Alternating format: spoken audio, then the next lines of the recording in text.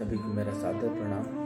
एक लंबा समय अंतराल हुआ जब हमारे इस चैनल में कोई भी एक्टिविटी हुई हो। मुझे काफ़ी दिनों से था कि हम आपसे संपर्क करें, हम कुछ विशेष चर्चा करें, जीवन के कुछ आयाम जो हमेशा ही अछूते रह जाते हैं।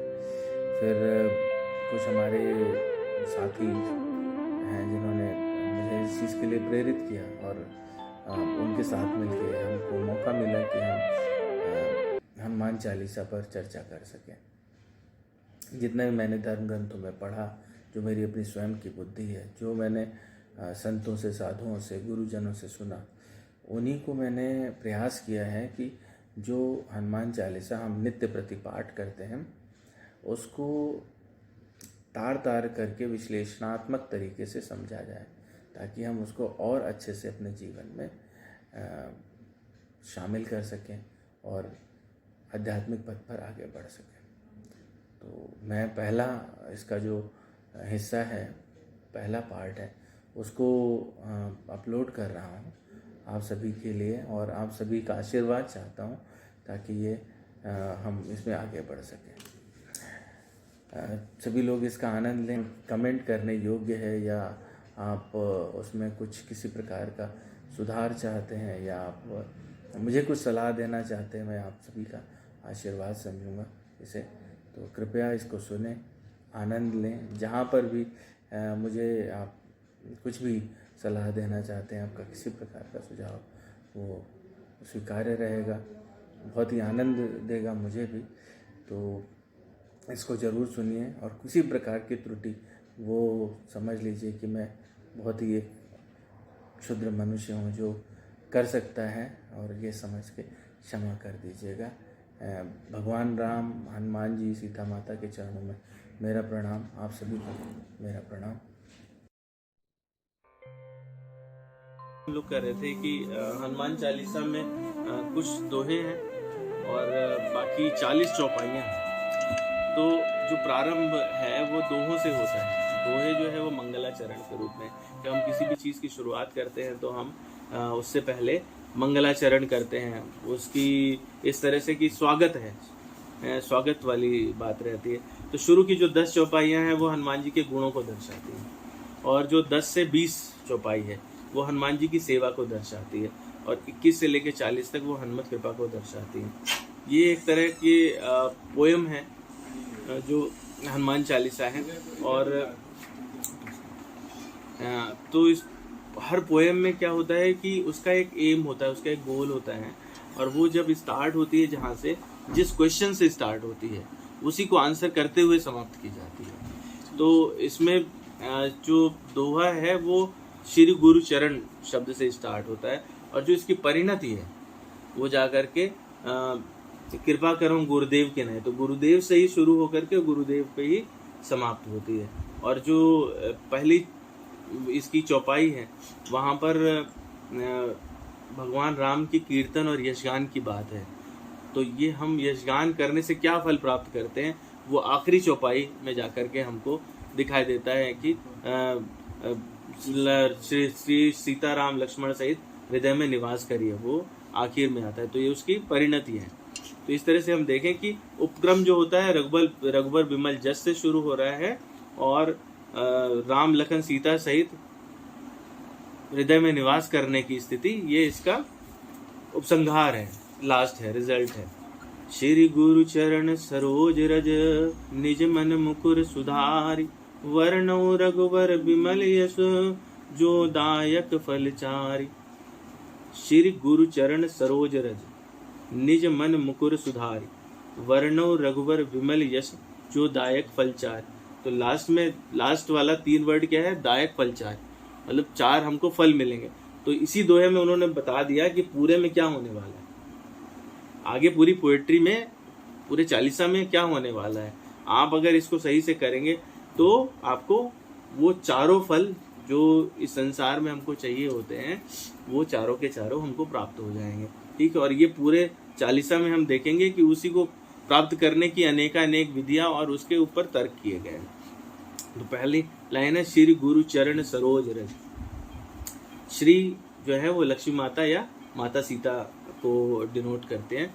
तो श्री जो है संप्रदाय भी है, जो गुरु परंपरा प्रारंभ हुई तो वो श्री संप्रदाय से शुरू हुई, फिर अलग अलग उसमें डिविजन्स हुए, उस तरह से भी। और अगर देखा जाए तो जो तुलसीदास जी जिनको गुरु मानते हैं वह हनुमान जी, और हनुमान जी से उनके जो ऊपर हैं वो माता को अपनी माता और गुरु दोनों ही मानते हैं।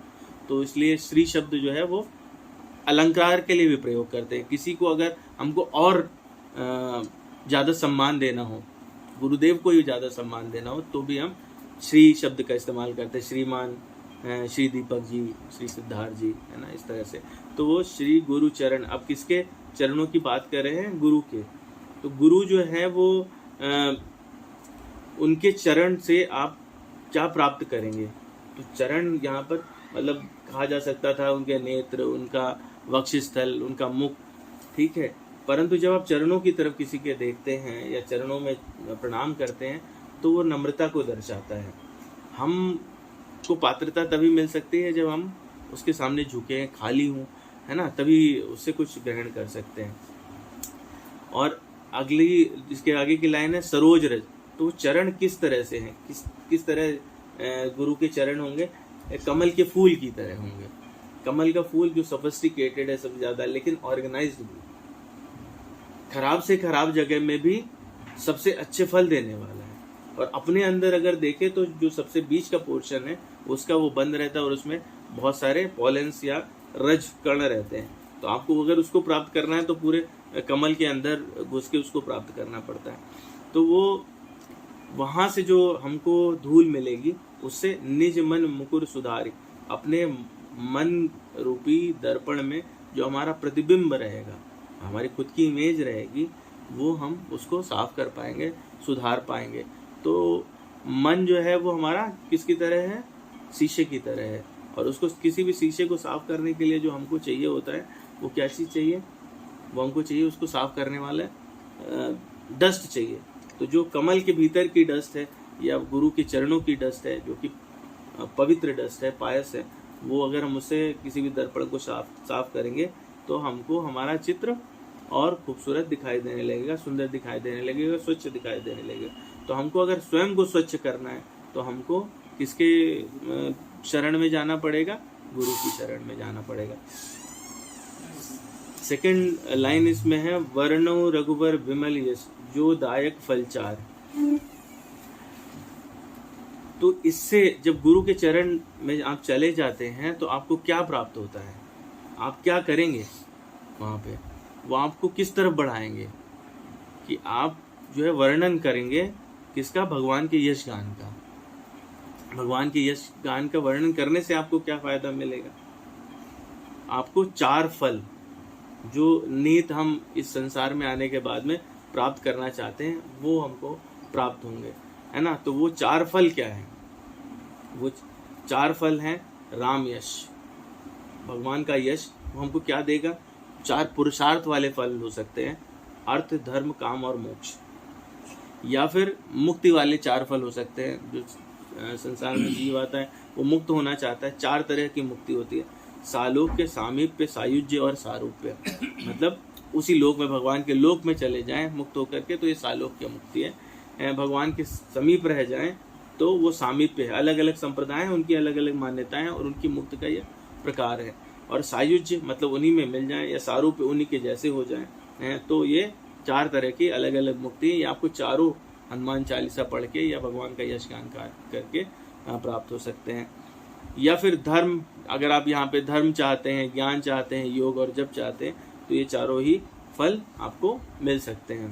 तो ये जो पहली वाली दोहा है उसका अर्थ और उसका विश्लेषण, तो अगर आप देखो तो मतलब ये अकेला दोहा ही बता देता है कि आपको हनुमान चालीसा में पूरे में क्या मिलने वाला है, और हमारा जो लास्ट में हमको रिजल्ट मिलेगा, जो हमको फल मिलेगा, वो क्या होने वाला है। सेकंड दोहा हमारा है बुद्धहीन तनु जान के सुमिरो पवन कुमार, बल बुद्धि विद्या देहु मई हरहु कलेश विकार। ठीक है, आप 3 लोगों के लिए सारे ही रिपीट हो रहे हैं एक्चुअली। तो विकार का मतलब है दोष। तो ये क्या कह रहे हैं कि बुद्धिहीन तनु जान के, वो हम सभी के लिए है। तुलसीदास जी ने इसको पर्सनली भी लिखा हो तो भी हम में से जो भी पढ़ेगा वो उसके लिए अपने आप ही उसके ऊपर चला जाता है। तो हम लोग बुद्धिहीन क्यों कह रहे हैं? कि आपके पास बुद्धि नहीं है? हम सभी के पास है। तो बुद्धि की परिभाषा क्या है? बुद्धि, सर्वोत्कृष्ट बुद्धि जो भगवान कृष्ण के हिसाब से है, वो बुद्धि है जो भगवान की सेवा में उपयोग की जाती है, वो जो भगवान के सेवा के लिए सोचती है। तो वो वाली बुद्धि तो नहीं है हमारे पास में है। तो इसीलिए हम सारे बुद्धिहीन रूप से संबोधित किए गए। तनु जान के, तनु मतलब सूक्ष्म शरीर, तन और तनु मतलब छोटे से छोटा कण अणु जो शरीर का है जो सूक्ष्म शरीर है। शरीर में अलग अलग कंपोनेंट्स होते हैं। तो जो आपका शरीर को चलाने वाली क्रिया जहाँ से प्रारंभ होती है वो आपका सूक्ष्म शरीर होता है।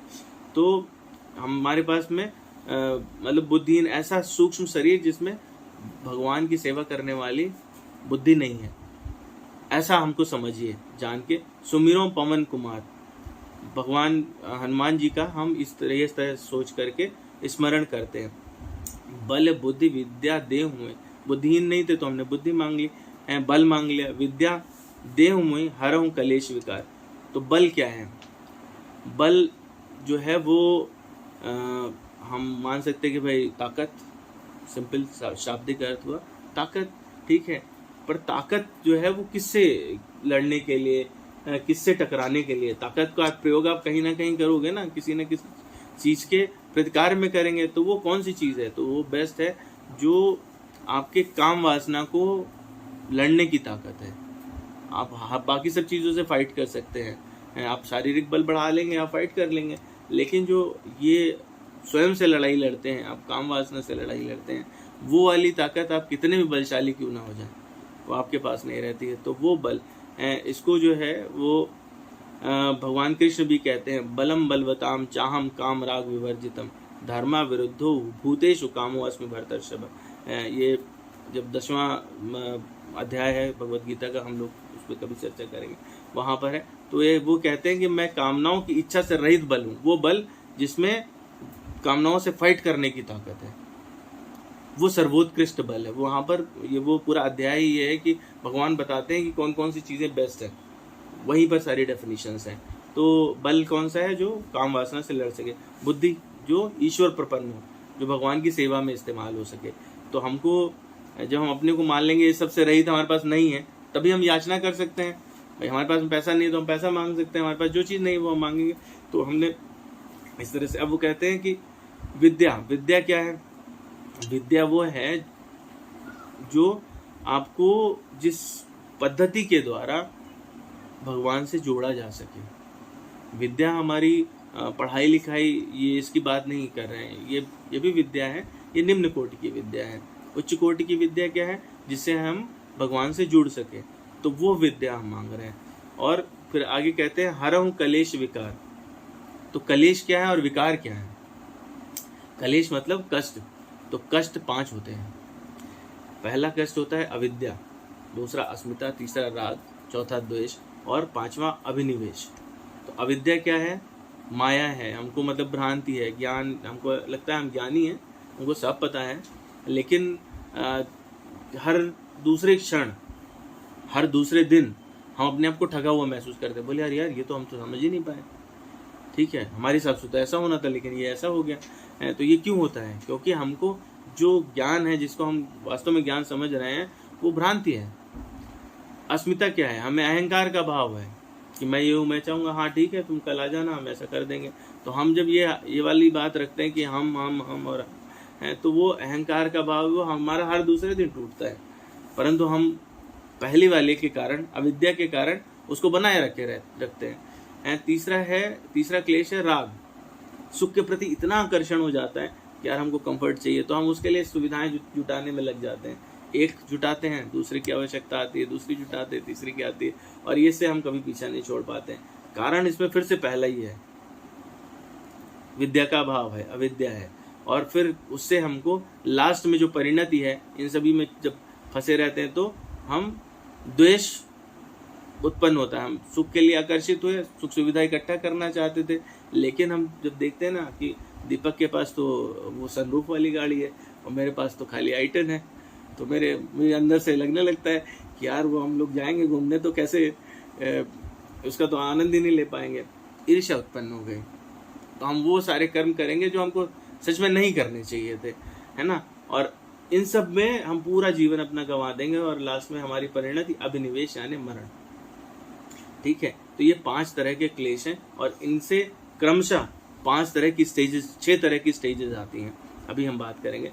और विकार जो हैं वो 6 होते हैं, काम, क्रोध, लोभ, मोह, मद और मात्सर्य। मात्सर्य मतलब ईर्ष्यापूर्ण मानसिक अवस्था, ये आपस में रिलेटेड है। मतलब अगर ऐसा कहा जाए कि इस क्लेश से विकार उत्पन्न होते हैं, तो 5 क्लेश हो गए और 6 विकार हो गए, तो टोटल हो गए हमारे 11। और हनुमान जी जो अवतार हैं वो किसके हैं? 11वें रुद्र के, भगवान शिव का 11वां अवतार है। तो वो ये जो 5 क्लेश और 6 विकारों का हरण करने वाले वो 11वें रुद्र हैं, वो उसका निवारण करते हैं। ठीक है, रामचरितमानस में भी मतलब इसी बात को कहा गया है, काम क्रोध लोभादि मद प्रबल मोहि के धारी तिन्मा अति दारुण दुखद माया रूपी नारी। तो सबका जो इन सब का जहाँ से ओरिजिन होता है, मैंने कहा ना, फर्स्ट है हमारा भ्रांति में रहना। अब इनसे जो स्टेजेस होती हैं, पहले वाले से हमारी जब भ्रांति हुई तो उससे उत्पत्ति हुई, फिर अहम भाव आया तो हमारी सत्ता का भाव आया, फिर परिवर्तन आता है और फिर हम उसको बढ़ाते हैं। बढ़ाने के बाद में एक टाइम ऐसा आता है कि हम ईर्ष्या उत्पन्न हो जाती है और हम घटना शुरू हो जाते हैं और लास्ट में नष्ट हो जाते हैं, वो अभिनिवेश है। ये 6 स्टेजेस हैं जो हमें क्लेशों के कारण उत्पन्न होती हैं। तो अगर हम चाहते हैं कि स्टेज ब्रेक डाउन हो जाए या वो 5 + 6 उनका नष्ट हो, तो हमको किस में लगना होगा? भक्ति मार्ग में लगना होगा, हनुमान चालीसा का पाठ करना होगा, उसके सही अर्थ को समझना पड़ेगा कि हनुमान चालीसा हमसे क्या कहना चाहती है। तो ये हमारे 2 दोहे थे और ये 2 दोहे पूरे हनुमान चालीसा को इन्होंने बता दिया। ठीक है, जब हम लास्ट में जाएंगे तो हम देखेंगे कि वहाँ पे अष्ट सिद्धि नवनिधि के दाता करके आता है। वो अष्ट सिद्धि और नवनिधि से हमें ये क्लेश विकार ही दूर होंगे। ठीक है, तो मतलब ये 2 दोहे पूरा हनुमान चालीसा को अपने में समेट देते हैं और लास्ट में जो उसका उपसंहार है वो लास्ट वाले दोहे में आपको मिलने वाला है। तो पहला चौपाई क्या है? जय हनुमान ज्ञान गुण सागर, जय कपीस तिहु लोक उजागर। किसकी जय करनी है? हनुमान की। हनुमान शब्द का जो अर्थ है, जिसका जो ठुड्डी है वो टच कर दी गई हो। जो हनुमान शब्द है मतलब वो जिसके पास में टच की हुई ठुड्डी हो। मतलब उसमें पुराणों में अलग अलग कथाएं हैं, हम बहुत सारे लोकल उसमें भी पढ़ते हैं कि वज्र से प्रहार हुआ था और उसकी वजह से हनुमान जी की ये थोड़ी जो है टेढ़ी हो गई थी। तो परंतु मतलब उनका शरीर वज्र का है, अभी हम लोग पढ़ेंगे हनुमान चालीसा में, जो स्वयं वज्र का हो और जिसमें 10,000 वज्रों की समान ताकत हो, तो उसको उसका 1/10,000वां भाग उससे टकराएगा तो वो क्या उसको प्रभावित कर सकता है? नहीं। हाँ, लेकिन ये है कि जैसे लोहे के साथ फाइलिंग रहती है, फाइल छोटा होता है, लोहा काफ़ी बड़ा भी हो सकता है, आप फाइलिंग करो तो वो टच करके उसमें अपना प्रभाव छोड़ती हुई चली जाती है। तो बिल्कुल वैसे ही, इसीलिए इनका नाम हनुमान है। तो जय हनुमान, उनकी जय हो। क्यों? क्योंकि वो ज्ञान गुण सागर हैं, ज्ञान के और गुण के समुद्र हैं। ज्ञान क्या है? वो जो अभी हम लोग बात कर रहे थे विद्या और बुद्धि की, है कि वो जो भगवान को जानने वाला। तो ज्ञान क्या है? जो वेदों का सार है, जो चारों वेदों को जानने वाला होता है वही कहलाता है ज्ञानी। और उनका जो तत्व है, चारों वेदों का जो तत्व है, जो सार है, वो क्या है? वो सिर्फ भगवत नाम है। वो हम जब अल्टीमेटली उसका मंथन करके अमृत निकालेंगे तो वो भगवत नाम ही है। और गुण तो समस्त वो गुण जो भगवान की सेवा के लिए चाहिए हों वो हनुमान जी में उपलब्ध हैं, इसलिए वो कहलाते हैं ज्ञान गुण सागर।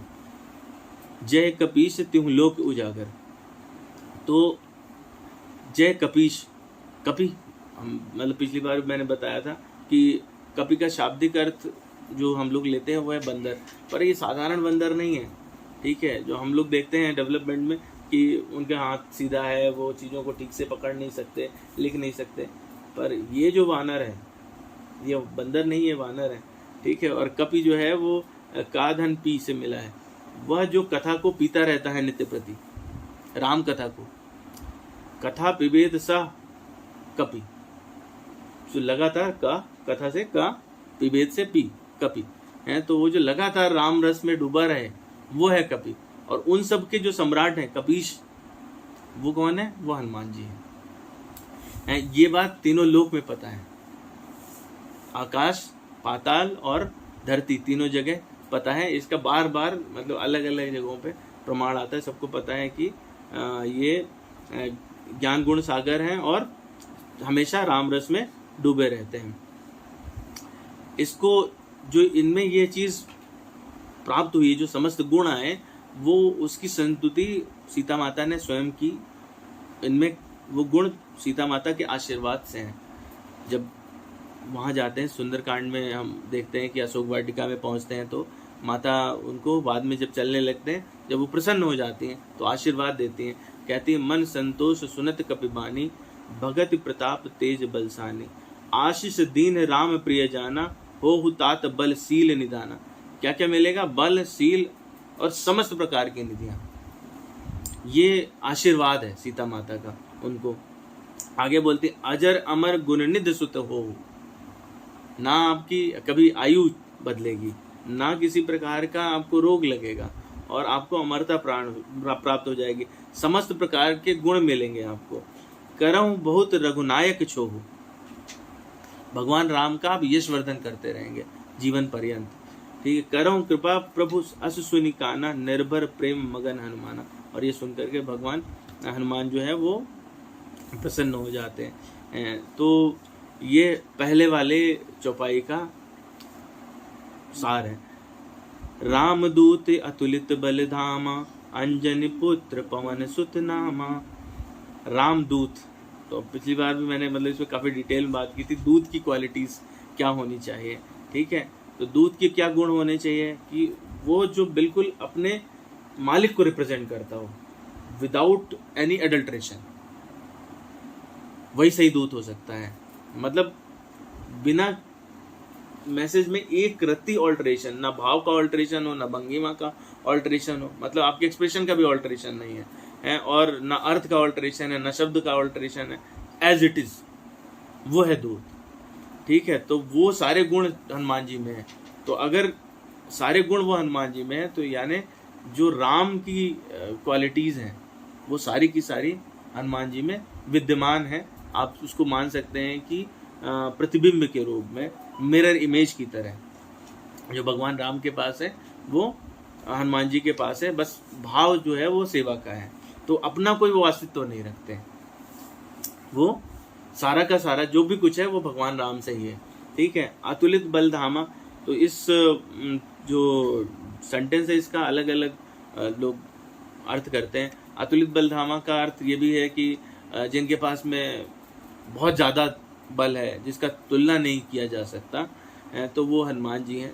ट्रू है, ये भी ट्रू है। दूसरा है कि जो अगर हम इसको ऐसे फ्रैक्शनेट कर देंगे, अतुलित बल धामा, अतुलित बल जिसके पास हो, वो आश्रित हो जिस पर, वो है हनुमान।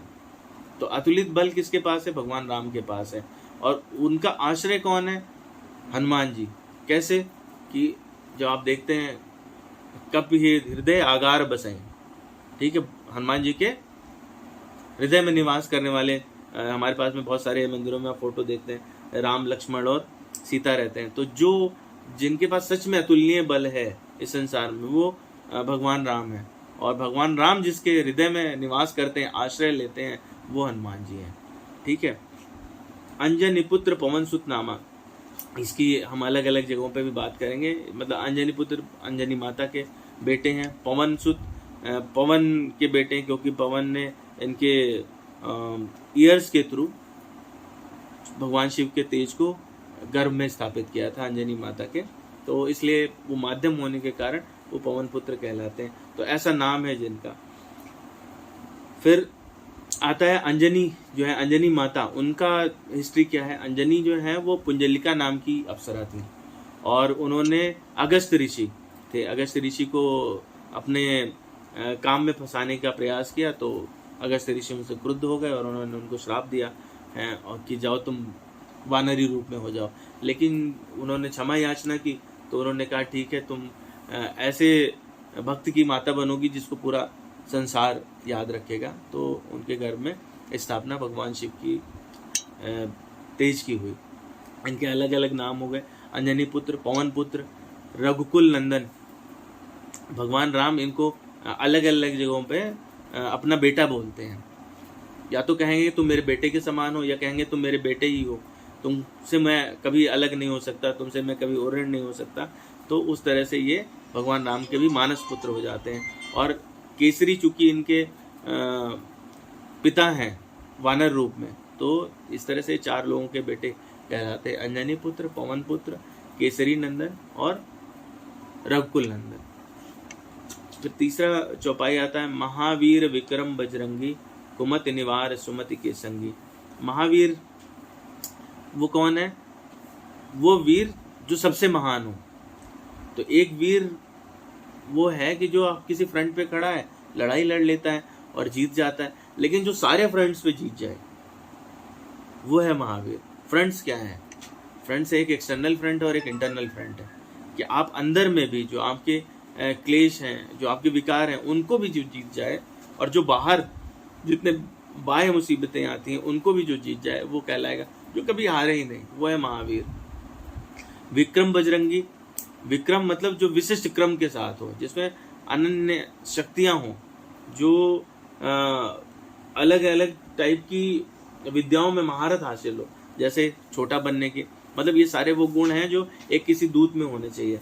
जिस टाइम में अपना रूप चेंज करना है, चेंज कर लिया, ब्राह्मण बन गए, छोटा बन गए, मशक समान हो गए, बड़े हो गए, ठीक है, हवा की तरह चल दिए, एक छलांग में पार कर गए, वो सारी कैपेसिटीज जो ये अनुक्रम है वो हनुमान जी के पास है। इसलिए महावीर विक्रम बजरंगी। बजरंगी जो है वो वज्र शब्द से आया, जब वज्र से जिनको आघात मिला वो इतने मजबूत, इतने ज़्यादा पराक्रमी हनुमान जी। कुमति निवार सुमति के संगी। कुमति और सुमति, मति जो है वो हमारी बुद्धि को कहते हैं, गाइडेंस जहाँ से मिल रही है। तो हम सब के अंदर मति है, अब वो 2 में से एक हो सकती है, या तो अच्छी होगी या खराब होगी, कुमति या सुमति होगी, और ये दोनों ही हम सब के हृदय में रहती हैं, हम सब के उसमें रहती हैं। लेकिन टाइम टाइम पर हमारे जो वातावरण है, जिस प्रकार का हम अपने आसपास में संगति रखते हैं, उसके आधार पर ये दूषित हो जाती हैं या प्रभावित हो जाती हैं। तो तुलसीदास जी कहते हैं कि कुमति सुमति कुमति सबके उर नाही, नाथ पुराण निगम यस कहाई। जहाँ सुमति तहाँ संपत्ति नाना, जहाँ कुमति तहाँ विपत्ति निधाना। दोनों ही सबके उसमें रहते हैं, और ऐसा मतलब वेद और पुराणों से हमको प्रमाण मिलते हैं। प्रभाव क्या होता है कि जहाँ पे सुमति होगी वहाँ पे हर प्रकार की सुख सुविधा संपत्ति उसको प्राप्त होगी, वो सुखी रहेगा। और जहाँ कुमति होगी वहाँ पर विभिन्न प्रकार की विपत्तियाँ आएंगी। कैसे पहचानेंगे कि ये सुमति है या कुमति है? पहचानना ऐसे कि अगर आपको सही गाइडेंस देने वाला व्यक्ति है, आप उसको सही समझ रहे हैं और सही डायरेक्शन में चल रहे हैं, तो वो सुमति है। यदि कोई आपको सही व्यक्ति सही डायरेक्शन दे भी रहा है परंतु आप उससे नाराज हो जाते हैं, तो ये कुमति है। जैसे कि रावण विभीषण के साथ करता है, ये प्रकरण भी वहीं से है कि रावण को समझाने के लिए विभीषण जाते हैं, भाई सीता माता को वापस कर दो, पर उनको लात मार के भगा देता है। ठीक, उसको समझ ही में नहीं आ रहा। हनुमान जी ने समझाया कि भाई तुम मर जाओगे, कोई फायदा नहीं, परिवार से नाश हो जाएगा। अंगद ने भी वही समझाया। मतलब इतने सारे लोग समझा रहे हैं लेकिन उसको समझ नहीं आ रहा है। क्यों? क्योंकि उसके पास में कुमति है। सुमति किसके पास है? विभीषण के पास है। वहाँ पे गए हनुमान जी, उनसे मिले, बोले आओ हम लोग एक्सचेंज प्रोग्राम कर लेते हैं। तो अपना ढूंढ रहे थे, देखा कि यार यहाँ तो बहुत सारे भवन हैं और समझ नहीं आ रहा सीता माता कहाँ होंगी, इतने सुंदर बने हुए हैं, कहाँ पे लेटी होंगी, कैसे होगा। तो उस टाइम में देखा यार एक जो ये भवन है कुछ अलग बना हुआ है, यहाँ पे भगवान राम के चिन्ह भी हैं। इतने में विभीषण जी जागते हैं, तो सोचते चलो जाए भाई मिल के आते हैं। मिलने गए तो उनका कि भाई तुम कुछ दो तो हम भी कुछ दें, एक्सचेंज प्रोग्राम रहेगा तभी काम बनेगा। तो वहाँ पे वो पूछते हैं कि हमें सीता माता का पता चाहिए, और विभीषण जी कहते हैं भैया हम तो बहुत दिनों से सोच रहे हैं कि भगवान राम पे हम पे कृपा कर दें, आप तरीका बताओ कि कैसे करेंगे। तो उनको कहते हैं भाई आप उनके आश्रित हो जाओ, बस वो आप पे कृपा कर देंगे। उन्होंने ये बात मान ली। उन्होंने ये बात मानी। जब जैसे ही वहाँ से दुत्कारे गए रावण ने लात मारी, वो अपना चले, भगवान राम की शरण में पहुंच गए। अंत में मतलब इस हनुमान चालीसा में हम सुनेंगे और जानते भी हैं कि उनको लंकापति घोषित कर दिया गया और भगवान की भक्ति तो मिली ही। तो उनका दोनों मतलब राम पद भी मिलता है और राजपद भी मिलता है। तो जो इनकी ये वाली चीज है, जो सुमति है, वो विभीषण के पास है, तो उन्होंने उसको माना और हासिल किया। और कुमति रावण के पास है, उनका जो परिदृश्य है वो हम सभी जानते हो, परिवार सहित नष्ट हो गए। चौथी लाइन है, चौथी चौपाई, कंचन वरण विराज सुबेशा, कानन कुंडल कुंचित केशा। कंचन मतलब जिनका सोने जैसे चमकता हुआ, वो जरूरी नहीं कि वो सोना ही हो, मतलब इतना ज्यादा चमकदार हो कि उसका कंपैरिजन सोने से किया जा सके। तो इतना गौर वर्ण, इतना साफ सुंदर जो जिसका वर्ण हो, जिसका शरीर का वेश हो, वो कंचन वर्ण कहलाता है। विराज सुबेशा, और जो सुंदर वेशधारी हूँ। अब ये तो कंट्रास्ट लगता है, हनुमान जी स्वयं भी कहते हैं रामचरितमानस में कि मैं तो किसी भी तरह से सुंदर नहीं देखता हूँ। तो तुलसीदास जी ऐसा क्यों लिख रहे हैं? वो उन्होंने अपने को, जब बात होती है यही प्रकरण विभीषण जी वाला, तो वहाँ पे वो कहते हैं कि भाई मुझे भगवान राम नहीं मिले। तो बोले अरे दोस्त तुम क्या समझोगे, अब हमको ही देख लो, हम तो बंदर बुंदर हैं, देखने में ठीक लगते नहीं है, फिर भी भगवान की सेवा का मौका मिला सिर्फ इसलिए क्योंकि हमने शरणागति ले ली है, तो आप भी ले लो। वहाँ पे बोलते हैं कि कहूँ कवन में परम कुलीना, कभी चंचल सबही विधीना। हर तरह से मेरे अंदर तो दोष ही दोष भरे हुए हैं। जो सुबह सुबह अगर मेरा कोई नाम भी ले लेता है तो भी उसको दिन भर आहार नहीं मिलता है, और लेकिन फिर भी मुझे जो है भगवान राम की प्राप्ति हुई। तो इसी को आगे तुलसीदास जी इसका पहले ही अध्याय में बोले, सुबेश यानी अच्छा वेश या कुवेश, इससे नहीं निश्चित करते हैं हम कि वो देखने में कैसा है, इससे निश्चित करते हैं कि उसके अंदर की भावनाएं कैसी हैं, वो उसका प्रयोजन क्या है, गोल ऑब्जेक्टिव क्या रखता है, उसका मंतव्य क्या है। अगर उसका मंतव्य अच्छा है तो सुवेश है, ठीक है। तो वो इसी चीज को यहाँ पर बता रहे हैं कि देखने में गौर वर्ण है, एकदम चमकता हुआ, जिसके शरीर से कांति निकल रही है, चमक निकल रही है, और वो सुंदर वेशधारी है। कानन कुंडल कुंचित केशा, कुंचित का मतलब घुंघराले, केशा मतलब बाल, जिनके घुंघराले बाल हो और कानों में कुंडल पड़े हों, कुंडल जो जिनमें से एक विशेष टाइप का वाइब्रेशन निकल रहा हो, जो राम नाम हमेशा प्रोड्यूस करने वाले कुंडल हैं, वो उनके कान में पड़े हुए हैं। वो मतलब मैंने पिछली बार भी कहा था, मतलब मैं जब भी इसको इमेजिन करता हूँ तो मुझे वो दिखाई देते हैं जैसे जानवरों के कान में इंश्योरेंस पॉलिसी डाल दी जाती है कि भाई कोई भी लॉस होगा तो ये, मतलब राम नाम भी बिल्कुल ऐसा ही इंश्योरेंस पॉलिसी है वो, कि जो भी लॉस होगा वो सब उधर से भरपाई हो जाएगी। तो वो राम नाम के कुंडल उनके कान में पड़े हुए। हाथ वज्र अरुध्वजा विराजे, कांधे मूंज जनेऊ साजे। हाथ में वज्र है, घुंघराले, कुंचित मतलब घुंघराले, केस मतलब बाल। हाथ वज्र अरुध्वजा विराजे, कांधे मूंज जनेऊ साजे। हाथ में क्या है? वज्र है। तो वज्र तो इंद्र का हथियार है, लेकिन उससे भी ज्यादा मजबूत, वज्र जैसा ही, उनके इसके दो अलग अलग अर्थ हैं। वज्र जैसा ही गदा है जो काल रूपी है, जिस पे पड़ा वो गया, ठीक है। और दूसरे हाथ में क्या है? ध्वजा। ध्वजा मतलब झंडा।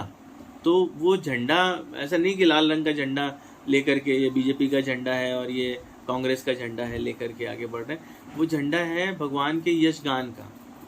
एक हम कोई ध्वजा प्रतीक है कि हम कोई बीड़ा उठा लेते हैं, हम कोई संकल्प धारण कर लेते हैं, तो दूसरी तरफ संकल्प है उनके पास में कि वो जीवन पर्यंत राम यश गाते रहेंगे। तो ऐसे हनुमान जी हैं। कांधे मूंज जनेऊ साजे, जो कंधे पर है वो मूंज का जनेऊ है। मूंज का जनेऊ का मतलब यहाँ पर लिखने का एक विशेष प्रयोजन है।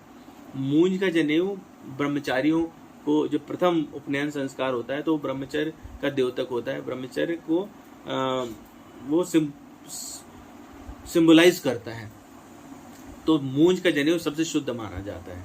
तो वो उनके जो आजीवन ब्रह्मचर्य का पालन करते हैं, ऐसे हनुमान जी। और जिनका दूसरा अर्थ है कि हाथ ही वज्र के समान है, इतना मजबूत है, किसी को एक मुक्का मारे तो उसका कल्याण हो गया, ठीक है।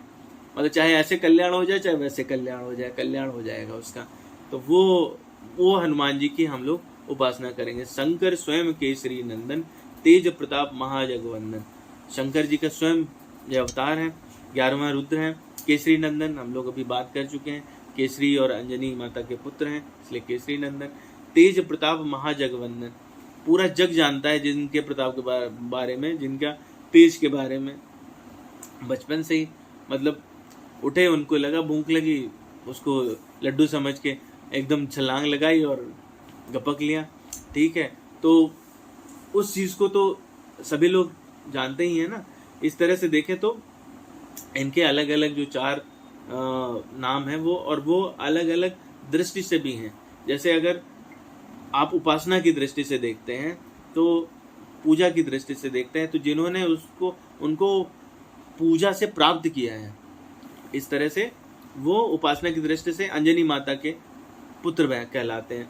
ज्ञान की दृष्टि से अगर देखते हैं तो तेज ज्ञान का रूप रहता है, तो वो शिव जी के अवतार हो जाते हैं। और कर्मकांड की दृष्टि से देखते हैं तो केसरी, जो जिनके कारण ये संसार में आते हैं। और शरणागति के रूप में अगर आप देखें तो भगवान राम के मानस पुत्र कहलाते हैं। ठीक है, अगली लाइन है, विद्यावान गुणी अति चातुर, राम काज करबे को आतुर। तो वो जिनको समस्त प्रकार की विद्याएं आती, विद्याओं के बारे में हम लोग बात कर चुके हैं, गुणों के बारे में बात कर चुके हैं। ठीक है, विद्याएं कौन सी हैं, वो कौन कौन सी विद्याएं हैं जो एक भक्त में या किसी एक व्यक्ति में उत्कृष्ट स्थान पर पहुंचने के लिए चाहिए होती हैं। तो विद्याएं 18 हैं। 4 वेदों को उन्हें आना चाहिए, 6 वेदांगों को पता होना चाहिए और बाकी शास्त्र हैं। तो टोटल 18 शास्त्र हैं, जिनका जिसको ज्ञान होता है वो विद्यावान कहलाता है। मैं मतलब पिछली बार भी ये बात कह रहा था कि विद्यावान और विद्वान, ये दोनों शब्दों में अत्यंत अंतर है। विद्यावान जो है वो नम्रता का प्रतीक है, जो जितना सिंपल है, जितना हम्बल है, उसके पास में इतना सारा नॉलेज होने के बावजूद भी वो कभी प्रदर्शित नहीं होगा। वो जब उसका यूटिलाइजेशन होना होगा, यूटिलाइजेशन हो जाएगा। ठीक है, यूज भी नहीं होगा, यूटिलाइजेशन होगा। और जो विद्वान है वो अहंकार का प्रतीक है, वो हर जगह उस चीज़ को प्रकट करेगा, मुझे तो ये पता है, अरे मैंने तो ऐसा पढ़ा है। तो वो विद्वान और विद्यावान में ये बेसिक डिफरेंस है। तो सब आप सारे शास्त्रों को समझ लेते हैं, जब वो आपके अंदर प्रतिष्ठित हो जाएंगे तो आप स्वयं ही इतने हम्बल हो जाते हैं कि आप विद्यावान रह जाते हैं, विद्वान नहीं रह जाते। ठीक है, समस्त गुण हम लोग जानते ही हैं। वो जो राम काज करने के लिए हमेशा आतुर रहते हैं, जिनको मतलब अगर जरा सा स्टिमुलस मिल जाए तो तुरंत वो जंप कर जाते हैं। मज़ेदार बात ये है, हनुमान चालीसा हम सारी पढ़ लेते हैं, लेकिन जब तक हम ये वाली बात उनसे नहीं प्रार्थना करेंगे, लोग कई बार ऐसा सुनने को मिलता है, सभी लोग बोलते हैं कि हम इतने टाइम से हनुमान चालीसा पढ़ रहे हैं, सिद्ध नहीं हुई। सिद्ध क्यों नहीं हुई? सिद्ध इसलिए नहीं हुई क्योंकि जो उसका उद्देश्य था हनुमान चालीसा का, जिससे हनुमान जी सच में प्रसन्न होते हैं, वो हम कभी कर ही नहीं रहे। हमने सिर्फ पढ़ा और चले गए, मतलब ऐसा प्रभावहीन नहीं होता है कुछ भी। आप जल डालोगे धरती पे, धरती गीली होगी, प्रभाव जरूर आता है, परंतु जो आपका जिस मन से आप कर रहे हो, जो सोच के कर रहे हो, वो आपको हासिल इसलिए नहीं हो रहा क्योंकि वो उसका मंतव्य उस तरह से नहीं जा रहा है। अगर हम लोग इसको देखें ठीक से, तो अभी तक सारा जो है वो हनुमान जी के दूत की रूप की व्याख्या हो रही है कि एक दूत में क्या क्या गुण होने चाहिए, कितना बलशाली होना चाहिए, कैसा होना चाहिए। तो ये पूरा एक भूमिका तैयार हो रही कि किसी को भेजना है हमें लंका में, उसमें क्या क्या क्वालिटीज होनी चाहिए। तो ये यहाँ तक मतलब मेरा अपना वो है कि 7वीं चौपाई तक जो रामचरितमानस में किष्किंधा कांड का पोर्शन है वहाँ चल रहा है ये अभी, मतलब पूरी भूमिका तैयार हुई। इसके बाद से फिर सुंदरकांड प्रारंभ हो जाता है इसमें, अगर हम उसको देखें तो अब तक वो जागृति नहीं हुए। आप उनको ये सब बोलते रहेंगे, उनको कोई फर्क नहीं पड़ रहा है। He is not going to be troubled by all this thing. तो आप विद्यावान कहिए, विद्वान कहिए, it is immaterial to Hanuman ji. He is not going to be disturb by this thing. लेकिन जैसे ही आप उनको कहेंगे ना कि आपको राम काज करना है, फट से रेडी हो जाएंगे। ठीक है, तो आप उनको जैसे ही बोलेंगे कि ना भगवान मुझे आप शरणागति में लगाइए, राम तक पहुंचा दीजिए किसी तरीके से, भगवान राम से आप मुझे जोड़ दीजिए, भगवान हनुमान जी तुरंत एक्टिवेट हो जाएंगे, वो आपको उस समय ही मदद करेंगे। उसके साथ में एसोसिएटेड जो आपको एडवांटेज हैं वो आपके बाकी सांसारिक एडवांटेजेस हैं, वो आपको उससे डेफिनेटली मिलेंगे। इसका जो प्रत्यक्ष प्रमाण है वो वहाँ किष्किंधा कांड वाला जो लास्ट वाला पोर्शन मुझे बहुत ही मतलब अच्छा लगता है, मैं इसलिए उसको बताना चाह रहा था कि जब सब लोग को पता चल गया भाई कि अब लंका में ले गया है, एक राक्षस उठा ले गया है, साउथ में कहीं ले गया है, उधर एक है पता नहीं कहाँ है, तो ये वो कौन जाएगा पता लगाने, बीच में तो समुद्र है और अपने को तो डायरेक्शन भी नहीं पता, समुद्र कोई पार नहीं कर सकता। तो उसमें सब लोग अपने अपने बल का बखान करते हैं, जितनी वानर सेना में अलग अलग लोग हैं। किष्किंधा कांड में बहुत ही सुंदर वर्णन है। अंगद जी कहते हैं, अंगद काहे जाऊं मैं पारा, जी संशय कछु फिरती बारा। मैं पार हो सकता हूँ लेकिन फिर भी बीच बीच में मुझे कंफ्यूजन हो जाता है कि हो सकता है मैं कहीं अटक जाऊँ। ठीक है। जामवंत कहते हैं, कहाँ तुम सब लायक, पठई किम सब ही करना है। हाँ तुम ठीक है, सब लायक हो, तुमको हम भेज सकते हैं, तुम सबकी लीडरशिप भी कर सकते हो। फिर इसके बाद में जामवंत खुद कहते हैं, कहा रीचपति सुन हनुमाना, का चुप साध ही रहे हो बलवाना। अब देखा सारे लोगों में ढूंढ ले, इसके पहले और लोगों के भी डायलॉग्स हैं, तो हर कोई क्या है पूरी सेना में बोला मैं कर सकता हूँ पर इस कारण से मैं नहीं कर रहा हूँ। कोई कह रहा है कि वो जंप करूंगा, लास्ट वाला पूरा जा सकता हूँ पर लास्ट स्टेप में मैं हो सकता है डूब जाऊं। कोई बोल रहा है मैं जा तो चला तो जाऊंगा, लौटूंगा कैसे पता नहीं है। ठीक है। कोई बोल रहा है कि हाँ इसमें एक प्रॉब्लम है, अगर मुझे किसी तरीके से आधे रास्ते तक मिल जाता तो मैं उसके बाद जंप करता और पहुंच जाता। ठीक है। मेरे पास मतलब हर कोई ये बता रहा है कि हमारे पास इतना बल है, मेरे पास इतनी योग्यता है। हनुमान जी चुप पे बैठे हुए हैं, उन्हें कोई मतलब नहीं कौन क्या कह रहा है, इमटेरियल है। लेकिन इसके बाद में जैसे ही उनको जामवंत जी जो रीचपति हैं वो बोलते हैं कि काहे रीचपति सुन हनुमाना, का चुप साध रहो बलवाना, पवन तनय बल पवन समाना, बुद्ध विवेक विज्ञान निधान। अभी आप ध्यान से अगर इन लाइनों को सुनेंगे तो ये वही लाइनें हैं जो अभी हम लोगों ने 5-6 लाइनें बात की हैं। कहते हैं, कौन सो काज कठिन जग माही, जो नहीं होई ताद तुम पाही। कौन सा काम है जो तुम नहीं कर सकते हो, लेकिन अभी तक एक्टिवेशन नहीं हुआ है, अभी तक एक्टिवेशन नहीं हुआ। हनुमान जी चुप हैं अभी भी। फिर कहते राम काज लगी तब अवतारा, सुनते भयो पर्वताकारा। बोले कि तुम्हारा जो पॉइंट ऑफ एग्जिस्टेंस है, तुम जिस कारण से तुम इस संसार में आए हो वो यही है कि तुमको राम काज करना है। अच्छा राम काज है, और वो एकदम पर्वत के समान, पहाड़ी के समान खड़े होकर के इतने भीमकाय हो जाते हैं। तो अब तक राम काज करीबी को आ, तो जैसे ही उनको ये बात आप दोगे ना स्टिमुलस कि आपको भगवान राम के लिए हमको इस्तेमाल होना है, तो वो तुरंत तैयार हो जाते हैं। कनक बरन तन तेज बिराजा।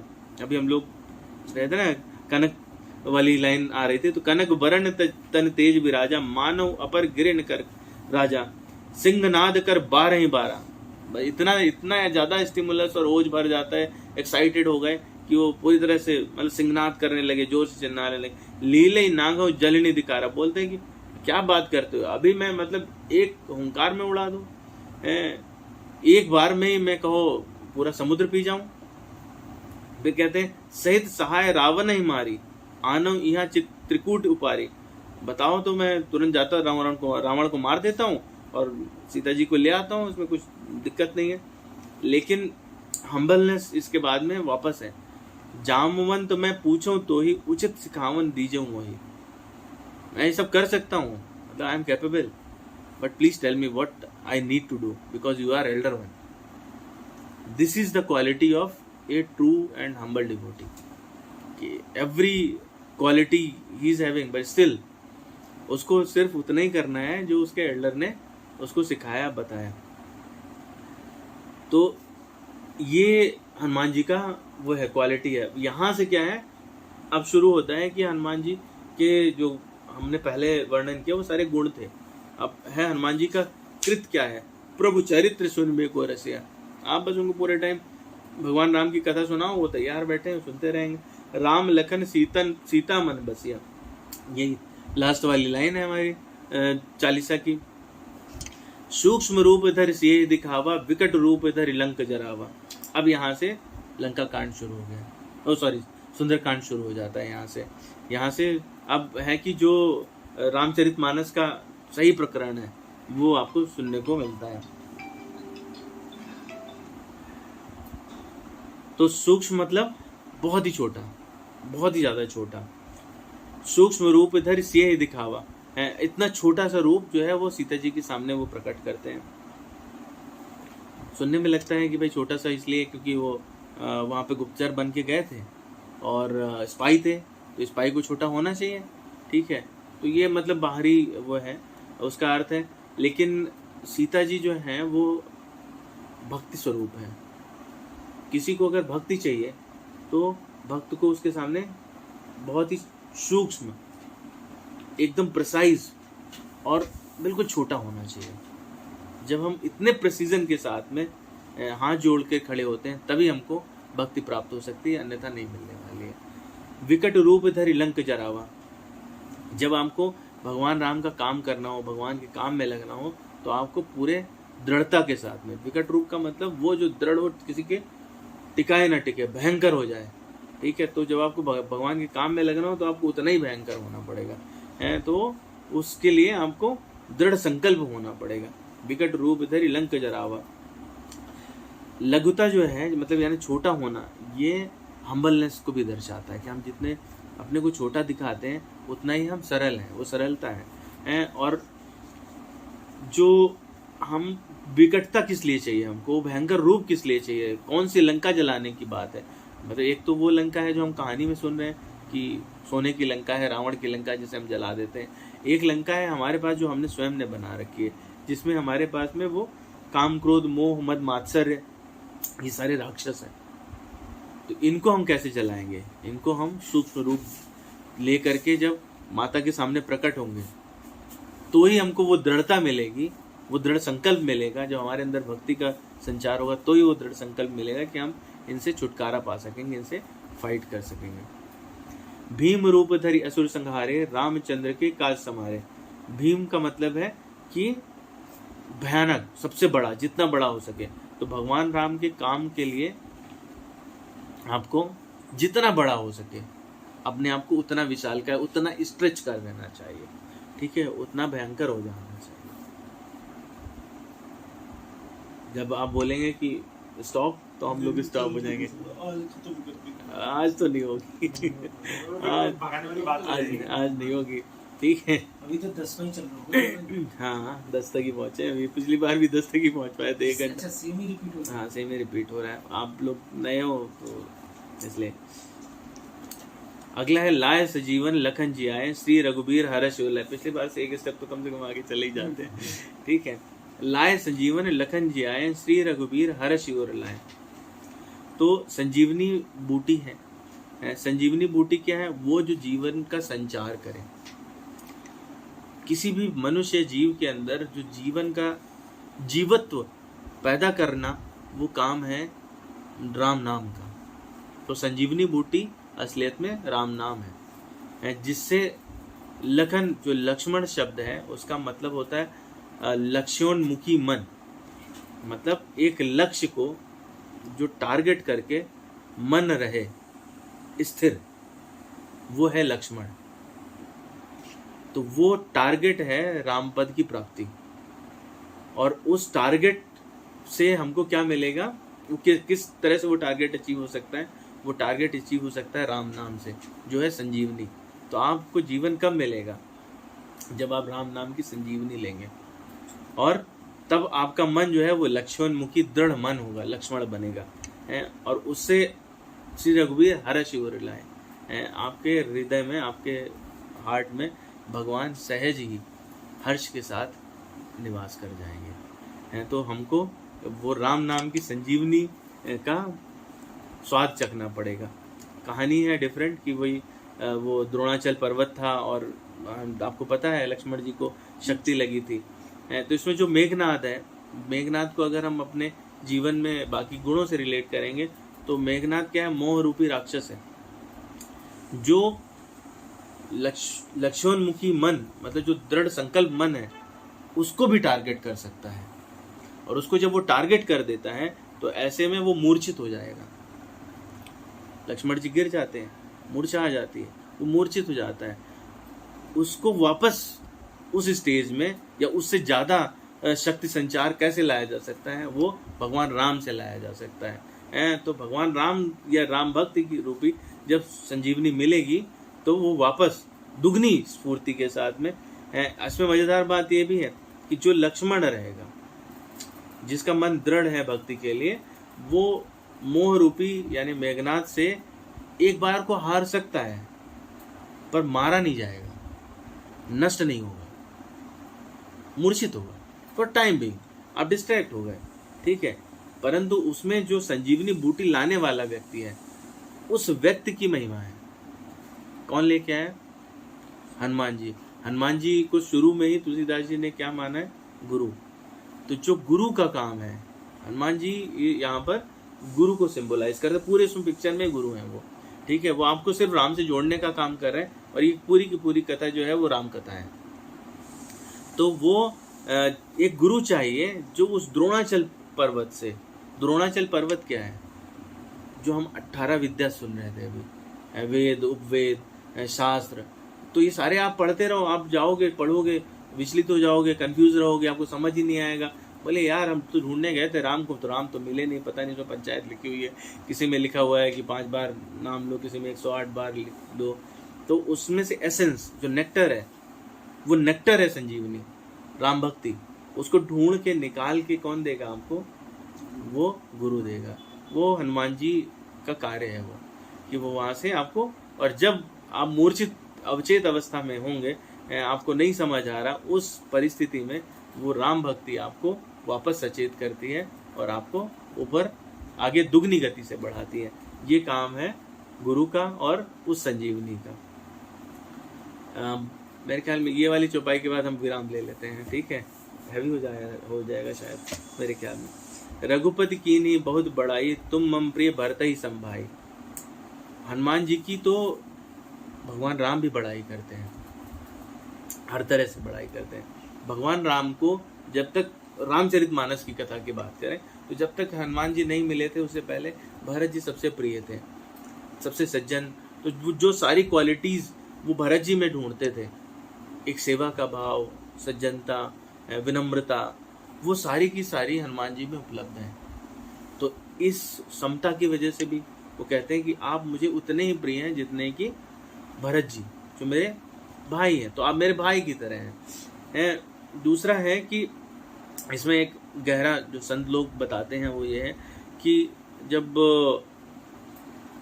उनको लेने गए, वहाँ पे संजीवनी बूटी लेने गए, पूरा द्रोणाचल पर्वत में उन्होंने पहाड़ी उठाई और वापस आ रहे थे, तो भरत जी को लगा कि कोई राक्षस जा रहा है, और उन्होंने शक्ति संधान किया, बाण मारा, नीचे आ गए।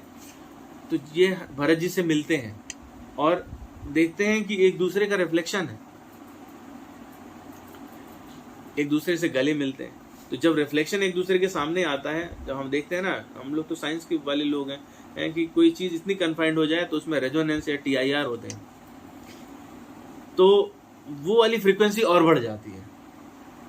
तो जब वहां से वो लौट के पहुंचते हैं भगवान राम के पास में, तो पूछते हैं भाई कैसे रहे, कहाँ गए, तो बताते हैं मैं उड़ा और बीच में रास्ते में कालनेमी आया, मैंने उसको मारा, एक मृगरी थी उसको भी फाड़ दिया, फिर बाद में वो चली गई, और एटसेट्रा एटसेट्रा। मैंने वो पर्वत में समझ नहीं आया, मैं तो कुछ जानता ही नहीं हूँ, कम बुद्धि वाला आदमी हूँ। मैंने कहा पहाड़ उखाड़ो, चलो वापस आए, और बीच में भरत जी मिले तो गले लगते हैं। तो वो उनको जो फीलिंग आता है, उनको वही फीलिंग, सेम फीलिंग जो भरत जी से मिल के आती थी, वो इस फीलिंग के कारण उनको बोलते हैं कि तुम, मतलब बड़ाई वाला कार्य तो है ही है कि आप गए, पूरा संजीवनी बूटी ले आए, सीता माता का पता भी लगाए, आप इतने सारे उपकार करते रहते हैं सबके ऊपर और किसी का श्रेय नहीं लेते।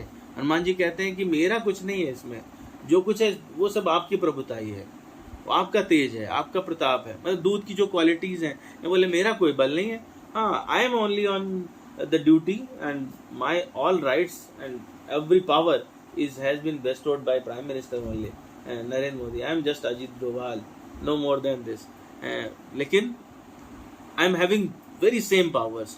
तो वो तुम तो कोई श्रेय लेते नहीं हो, लेकिन तुमसे जो फीलिंग आ रही, जो रिफ्लेक्शन आ रहा है, that is like Bharat, that is why you are like Bharat. तो कहते हैं रघुपति कीन्ही बहुत बड़ाई, तुम मम प्रिय भरत ही संभाई। तो ये हम लोग यहीं पर इसको विराम देते हैं। आई फील 12, ठीक है। नेक्स्ट टाइम लेकिन हम पिछली 12 नहीं रिपीट करेंगे, इस 12 से आगे बढ़ेंगे, ठीक है। अच्छा एक चीज और, चलो अच्छा हाँ। कर लो, बाद में पूछेंगे। डाउट कुछ नहीं है, मैं कई बार प्रैक्टिस करता हूँ ना, हाँ। वो पता नहीं सही है कि गलत है। मैं नहाते नहाते हनुमान चालीसा पढ़ता हूँ, उस समय मैं हम लोग इस पर जरूर आएंगे, ठीक है। ये आगे है, उसके बाद नहीं कर पाते। किसी कोई बात नहीं है। देखिए डेली का मतलब रूटीन है, लोगों का सबका अलग अलग प्रश्न रहता है इसमें। कुछ लोग कहते हैं कि क्या हमको अशुद्ध रूप में पाठ करना चाहिए कि नहीं करना चाहिए। कुछ लोगों का मानना है कि वो नहाते समय करना है कि नहीं चाहिए। कुछ लोग कहते हैं हमें स्पीडी रहते हुए करना चाहिए। इसमें हनुमान चालीसा में तुलसीदास जी ने इसका निराकरण खुद ही किया हुआ है, ठीक है। आप एक लाइन पढ़ते हैं, जो यह पढ़े हनुमान चालीसा वही सिद्ध साखी गौरी सा। जो मतलब anybody at any time at any stage there is no restriction, no बात, ना कोई वर्ण, ना कास्ट, नथिंग, ठीक है। जो भी मतलब कुत्ता, गाय, भैंस, बिल्ली कोई भी पढ़े हैं, उसको ये सिद्ध होना ही होना है। और मतलब वो साथ में ऐसा नहीं है, उसके साथ में वो हाईएस्ट जो उसका प्रमाण हो सकता है, जो साक्ष्य हो सकता है, जो गवाही देने वाले हो सकते हैं, भगवान शिव, उनको बाजू में रख देते हैं। वो सिद्ध साकी गौरी सा, मतलब किसका साक्ष्य है, कौन उसको प्रमाणित कर रहा है? उसको प्रमाणित कर रहे हैं स्वयं शिव कर रहे हैं। भगवान शिव जो है वो उनकी शपथ है इसमें कि भाई वो सिद्ध होके ही रहेगा। तो आप if you are reading it at any time, it is going to benefit you. हाँ, आप उसको बाय हार्ट पढ़ते हैं तो डेफिनेटली मतलब आप ज्यादा रिलीज करेंगे ना। कोई भी डिश है, आप उसको चपर चपर खा लो, ठीक है, बढ़िया खीर बनी थी, और आप चाहो तो एक घूंट में पी जाओ और चाहो तो आप चम्मच चम्मच करके खाओ, इट्स योर चॉइस, ठीक है। But it is definitely going to help you, आपके एब्डोमेन में जा करके वो उसी वे में डाइजेस्ट होने वाली है, ठीक है। चलिए, श्री गुरु चरण सरोज रज निज मन मुकुर सुधारि, वर्णौ रघुवर विमल यशु जो दायक फल चारि, बोधहीन तनु जानिके सुमिरो पवन कुमार, बल बुद्धि विद्या देहु मोहि हरहु कलेश विकार।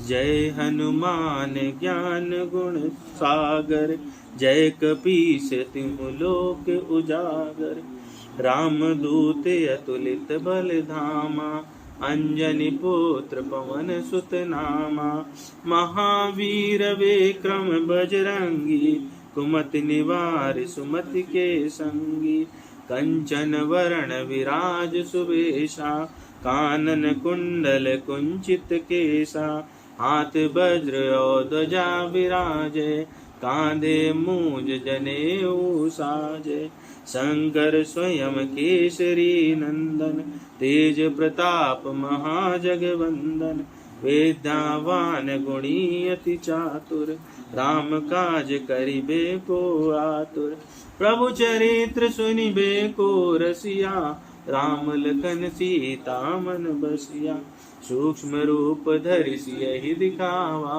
विकट रूप धरि लंक जरावा, भीम रूप धरि असुर संहारे, रामचंद्र के काज संवारे, लाय सजीवन लखन जियाए, श्री रघुवीर हर्षि उर लाए, रघुपति कीन्ही बहुत बड़ाई, तुम मम प्रिय भरतहि सम भाई, सहस बदन तुम रोयस गावै, अस कहि श्रीपति कंठ लगावै, सनकादिक ब्रह्मादि मुनीषा, नारद सारद सहित अहीसा, यम कुबेर दिगपाल जहाते, कवि कोविद कहि सके काते, तुम उपकार सुग्रीवहि कीना, राम मिलाय राजपद दीना, तुमरो मंत्र विभीषण माना, लंकेश्वर भय सब जग जान, युग सहस्त्र जो जन पर भानु, लील्योताहि मधुर फल जानु, प्रभु मुद्रिका मेलि मुख माहि, जलधि लांघि गए अचरज नाहि, दुर्गम काज जगत के जेते, सुगमि अनुग्रह तुमरे तेते, राम दुआरे तुम रखवारे, होत न आज्ञा बिनु पैसारे, सब सुख लाहि तुम्हारी शरणा, तुम रक्षक काहू को डरना, आपन तेज समारो आपै, तीनों लोक किते कांपै, भूत पिशाच निकट नहीं आवे, महावीर जब नाम सुनावे।